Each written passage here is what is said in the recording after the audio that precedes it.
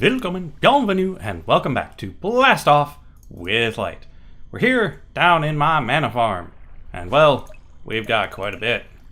So we should probably do something about that. There's no sense just having mana laying around. But you'll see there's no charcoal running through this pipe. Well, there's a bit of an interesting situation with the interaction between the hopperhawk and the chest and this redstone. So, as you can see from the setup right now, the comparator says there's not enough coal in here to be worth shipping out. But if we go into the chest,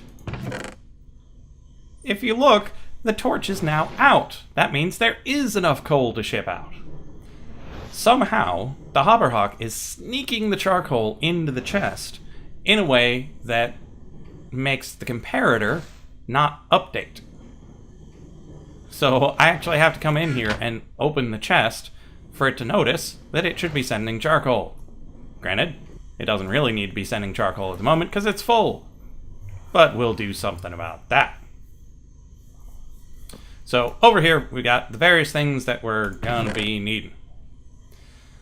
So we're gonna need 1, 2, 3, 4, 5 living rock and 4 lapis for part of it. The other part is going to need 3 lapis blocks, mana steel, a rune of mana, and then 1 of each of the other types of runes. Now, I'm not certain the arrangement, but I believe it's like that. Let's try that out in this crafting thing. So, lapis blocks across the top, block of mana steel. That's not exactly cheap, but not exactly expensive at this point either. And there we are! A terrestrial agglomeration plate. We're gonna agglomerate some terrestrialness. Now, it needs to go in a box. So let's see. 1, 2, thing. 1, 2, thing. I know I've got a shovel somewhere. You in here, shovel? You are. Granted, I probably could have just dug all of that out with my hands faster, but so it goes. Oh! I didn't show off the place. I've done a bit of home improvement around here. Swapped out all the hardened clay for dirt. I replaced those little hills with living rock so it looks like it's just jutting out of the ground. All in all, it's a much homier place to live now. But you'll also notice there's a bit of a bug. For some reason, random microblocks get replaced by obsidian brick versions of themselves. At first, I thought it was just the glowstone trolling me. But no, it's pretty much any microblock could fall victim. Not good. So, back to what we were doing. In the space, you need to take the living rock and the lapis and make a checkerboard. Like so. And then place the terrestrial agglomeration plate right in the middle. It's another multi-block, sort of like the enchanter. And then once you've got that in place, it's probably best to put a spark on top of it. We're also going to be needing these. But if you put the spark on top, it'll be able to draw the power in without needing the spreaders. Then I believe all we have to do is take... Oh right, I probably shouldn't stand right on top of it. Chuck, chuck, and chuck. And...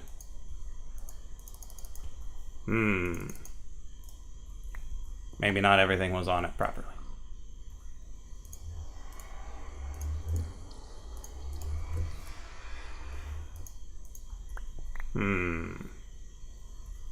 One last try, and then I'll reference the book. There we go. Apparently I didn't actually need to hit it. It's just going to do its thing. Now what this is making is Terra Steel. Wow, that was actually pretty quick. Dancer in the dark. That was a lot faster than I expected. But if we come back downstairs...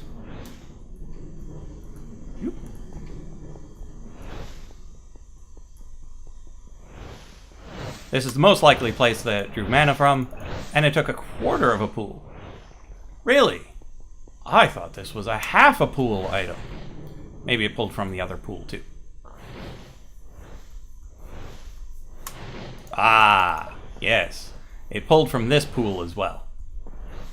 So it took 2/4 of a pool and probably managed to make the Terra Steel in half the time it was supposed to take. That makes a lot more sense. So, what we can do is just go... come here, you. We just go pow, pow, and watch the fireworks. So yeah, that's half a mana pool worth of mana to make 1 ingot. And we need 2 for what we're going to do today. And that's not even anything particularly cool. Well, it's kind of cool. It's not as amazing as the other stuff you can do with the green things. Now, I believe that little dance they're doing is them being picked up and put back to prevent them from despawning. So, that's the terrestrial agglomeration plate. That's how you make the Terra Steel. It took a mana diamond, a mana pearl, and some mana steel, which I can't make any more of because I don't have any ender pearls. I used them all up, all the ones that I found from the dungeon. I made myself a shiny new piercing Brosnan, such that I can stab endermen without them running away, because my previous sword had fire aspect. Made the endermen flee for the hills every time I tried to swing at them. Now I should, in theory, be able to kill him just fine. And charge. It's not particularly effective due to similar things to the problems with doing long jumps or using the hang glider. But that's okay. I don't really use the right click effects of these swords anyway. I just wanted one that's pretty quick and doesn't set things on fire. So, what do we do with this Terra Steel now? Well, that's what the rest of this stuff is for. So, let's see. We're going to need 8 of these, plus 8 more, plus 3 more. Yes, 8 plus 8 plus 3. We're going to need these, and these. Yeah, I think that should be everything we need. Okay. So, what we're going to make first are some Terra Pylons. You just take your mana pylons, add some Terra Steel, and they become, Natura Pylons. Sorry.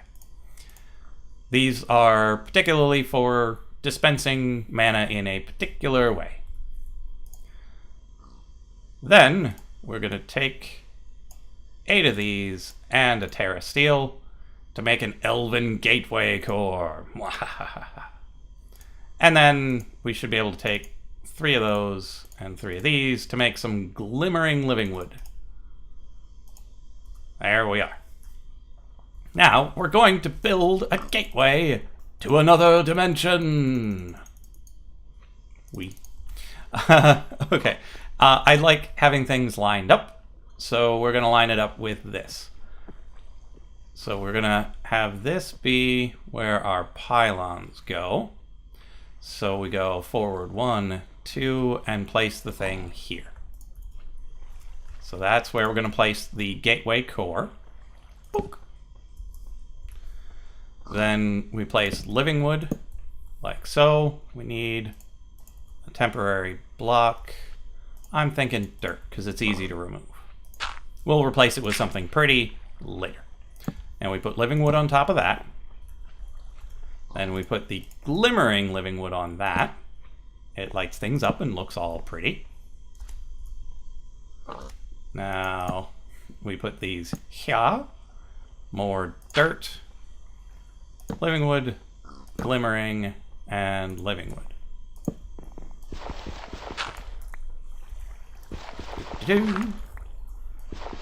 Now we've got the doorway itself, which looks kind of snazzy. Now we need the power source. Mana pool here, mana pool there, and then we put the pylons on top. But at the moment, there's no mana. That's why I prepared this earlier. A full pool of mana. That's right, I'm going through 2 full pools of mana for this episode. Whew. Such that we're not interrupted, I'm going to sleep real fast.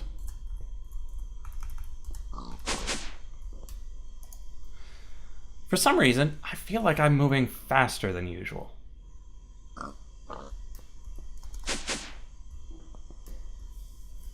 I don't know why. It might be a side effect of using this sword. I don't know. Just seems a little faster. So what we're going to do is come over to this guy and steal mana from it with our ring. Because this ring holds half a pool of mana. So you just watch it drain, drain, drain, drain, drain.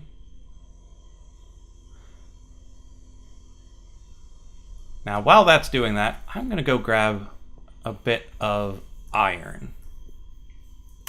Because I want to do something interesting after we get the portal open. Because I don't really have any diamonds, I don't really have any ender pearls, so I should at least get some iron to throw through there. How much iron did I have? 7 more after this, so I had 10. Yeah, let's make 9. Let's go and pick up our ring. Accepting mana. Plop. There we go. And come back in through here. I know eventually I'll set up a bucket so I can just pull a block at a time, because that's how much I want to pull. But I just haven't felt the desire to smelt up more grout or stone or whatever is necessary to make that happen. 8 and 9. Because I believe it'll be cheaper and easier to chuck a whole block at a time instead of just the ingots. So we've got this back. We'll drop it in here to take the other half. It should leave a little bit in there from the charge it had before. And then while that's doing that, we'll drop our block of iron into our pool down here, because we still should have a quarter of a tank. A little more than a quarter of a tank. And then, whoop-ow! Block O mana steal. Ooh. Silly smart moving. Yeah, it took a little bit, but not a crazy amount.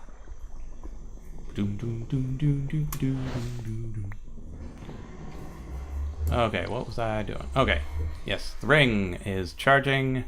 Should be done by now. And then we drop it off in here. Eventually, I will need to have a way of actually charging these 2 pools, because it is relatively expensive to start up the portal, but then you just need a trickle charge to keep it going. Come on, do your thing. But if you don't have a reliable way of filling these up, it will eventually close on you. But I'm a little concerned that when I log out, it's just going to shut. Because we've had similar things happen, you know, with the things that I wear. So I'm not sure how much I trust it. So what we need to do is get our things handy. And check our temperature. That's right. This is called building suspense. Now, we should be able to just go whoop-ow! World calling. Probably shouldn't say it quite so ominously. But this is not a portal for you. See? Not for you. It is a portal, however, for things.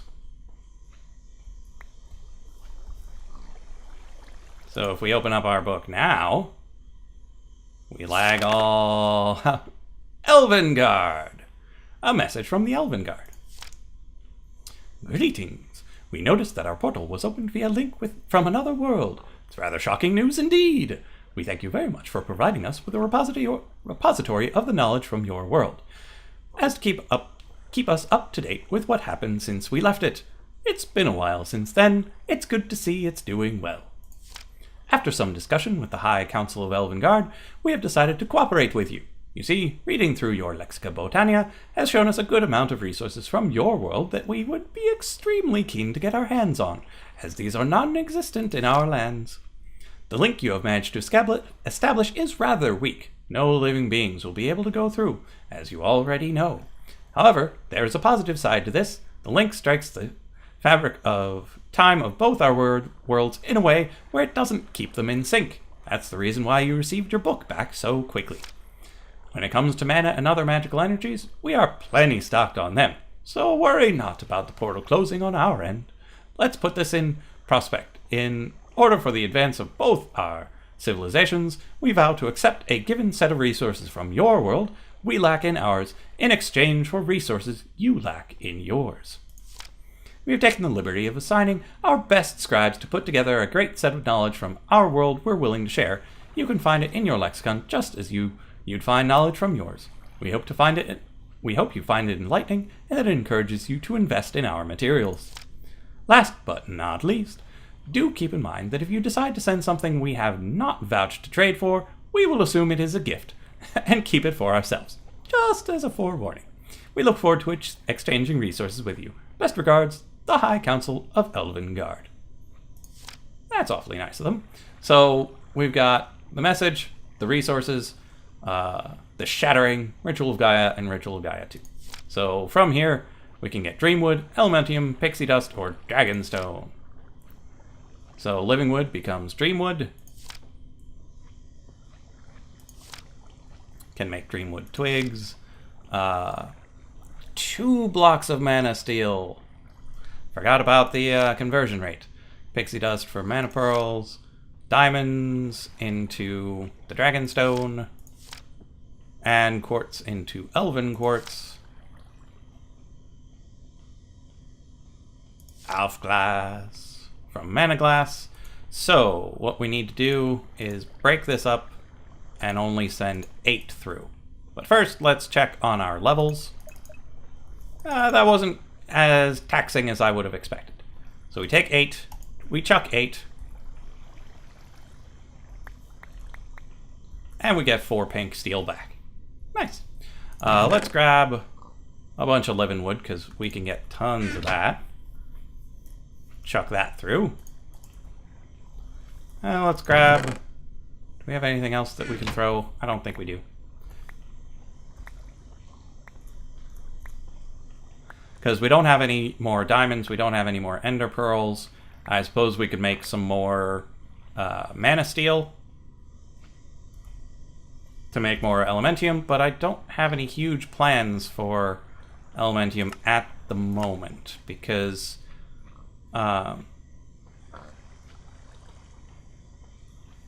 yeah, I'm not sure it's necessarily what I'm looking for in armor at the moment. I'd rather make Terra Steel, but that is kind of expensive. Gaia Pylons for the Gaia thing. Drum of the Gathering, I don't know what it does. Ring of the Far Reach, however, is interesting. So if we look at the Rune of Pride, we should be able to make that. So with the 4 pink, we'll be able to make a nice, useful ring. Starfield Creator, Elementium Shears. So yeah, there are lots of interesting things we could make. But I'm not sure I necessarily need them right now.